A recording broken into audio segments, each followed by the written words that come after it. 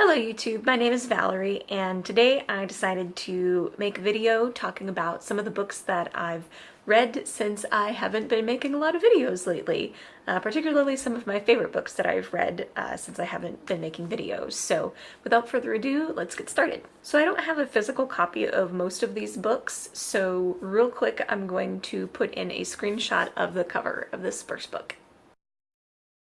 So the first book that I want to talk about is possibly my favorite book that I've read this year, which is saying something because this is not a genre that I typically read.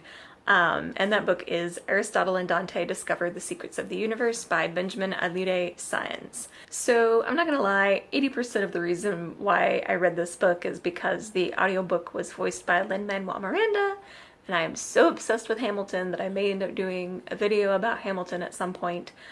So obviously that was a huge draw.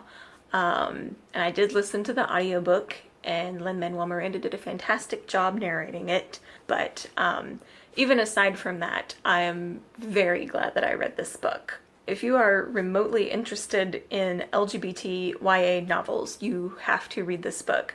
I don't typically read a whole lot of YA aside from the occasional dystopian, and this is easily one of the best YA novels I've ever read.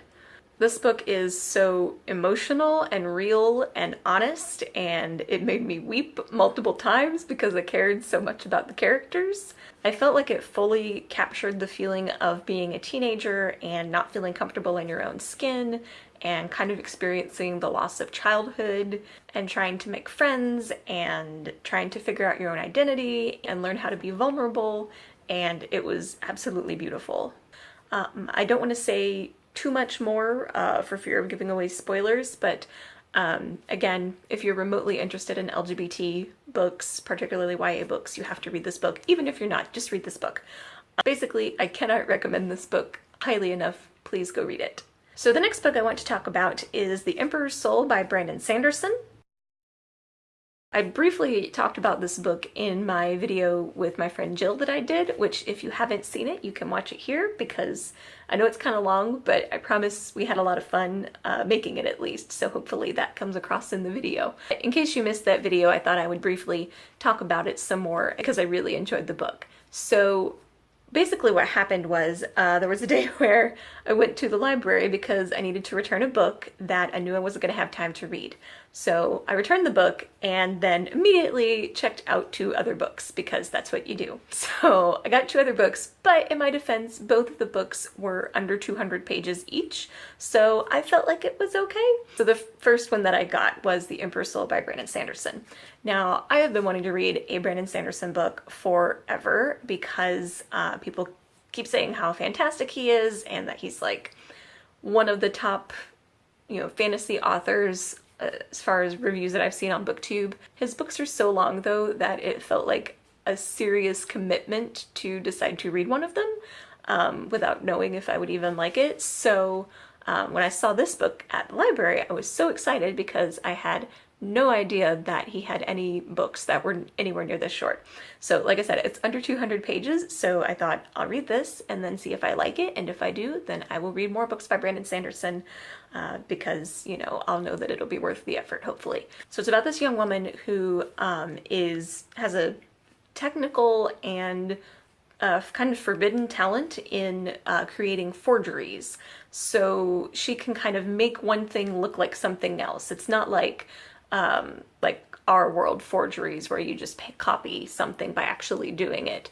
Hers uses magic. She's been arrested for this, but they tell her that they will free her if she will attempt to forge the mind of the now in a coma emperor. She only has 100 days in which to complete this. And it's a task that's never, I don't know if it's even ever been attempted before in this world. It's just wild that she's even attempting it. So the rest of the book is just her trying to do this and like talking to his advisors and other people and also debating about whether or not they're actually going to let her go at the end of this and whether it's not better to cut her losses and just stop trying and focus more on escaping. So it's really interesting, really fun. I think I read it in like one sitting. So yeah, if you like fantasy, I would recommend it. So the other short book that I checked out from the library that day was Annihilation by Jeff Vandermeer. I would say that that book is definitely in the top 5 of weirdest books I've ever read, possibly top 3 or number 1. It's up there. I heard about the book on someone's booktube channel and I can't remember who it was. I wish I could, but when they described it, I remember thinking that it just sounded wild and just completely out there and interesting and different, but also kind of scarier than most books that I read because I'm a chicken. But I decided to go ahead and get it, and I was like, well, if it starts to get too creepy and I don't, like it, then I can just always put it down and stop reading. So I got it, and I did end up reading the whole thing. So this book follows 4 women who are from different academic fields who are on an expedition to explore this mysterious area called Area X. That's really all I knew going into the book, that and that it was creepy. It was unlike any book I've ever read. I'm not sure how much to say about this book without giving away spoilers or things that might be more interesting to find out as you're reading the book. There's a lot of weird things that happen in this book. Like, I can't stress to you enough how weird this book is.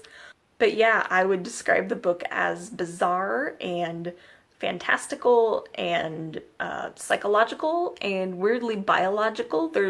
It takes place in this, very away from civilization, like jungle type area. And so there's just a lot of descriptions of like the flora and the fauna and mysterious happenings.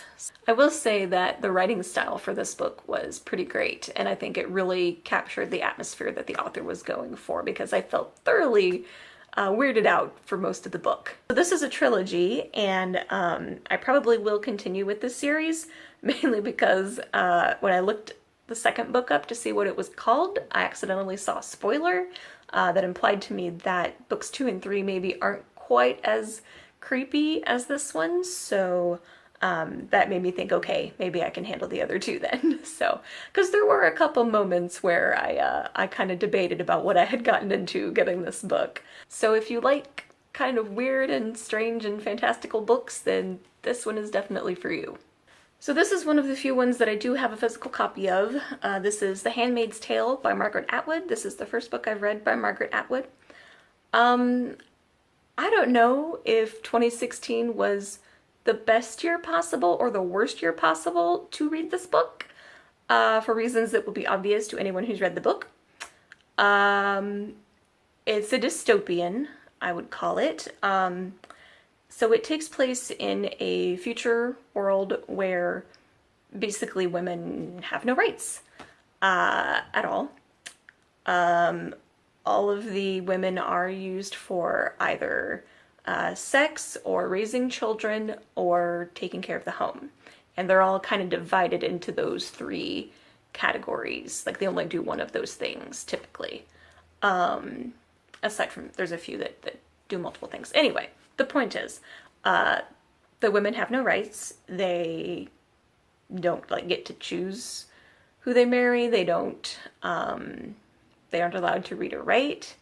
The main character is a woman referred to as, I'm not sure if it's technically pronounced Offred or Offred, because you later find out that the reason that's her name is because her commander, the man that she's assigned to, I don't even know how to phrase this. So the man that she lives with is named Fred, and that's why her name is of Fred, which is just all kinds of horrifying, that they've stripped her name from her and everything. You never find out her actual name during the book. But it's especially horrifying because this character that we follow throughout the book, this transition, because the book is portrayed as happening in the future. So she's, lived her whole life, she went to college, got married, had a kid, had a job, and then lost all of that. And so we see in flashbacks the transition period, and that they're still kind of in the transition period of moving to this new society where women don't have rights. And And it was just, it just makes you sick to your stomach to think about. Like even when they said that the women weren't allowed to read or write, and there's a few times where like Fred thinks of writing something or like having writing in her room, but she is afraid to because she's afraid someone will find it and she'll be punished for it. Yeah, and like everything in her life revolves around her having a child with this man. And it's just, it's a very sobering book to read in 2016. And it makes me so grateful to live in a time where I can do those things and I can have a job and go to school and learn and own property and wear pants and vote and run for public office if I wanted to. Reading it 2 months before the 2016 election might have been the best idea, might have been the worst idea, I'm really not sure. But either way, I do highly recommend this book. It just really makes you think about the rights that we do have today as women in the US and other countries. I found out that they are doing a series of it on Hulu, which is going to be really interesting because it's not exactly a very cheerful book at all. So I'm very interested to see what the TV series is like. So we will see. So yeah, I highly recommend this book, despite how not uplifting it is. But I do still highly recommend it. So I think this video is going to be too long, so in case it is, I'm going to go ahead and say thanks for watching part 1 and look forward for part 2 very soon, and I will see you next time.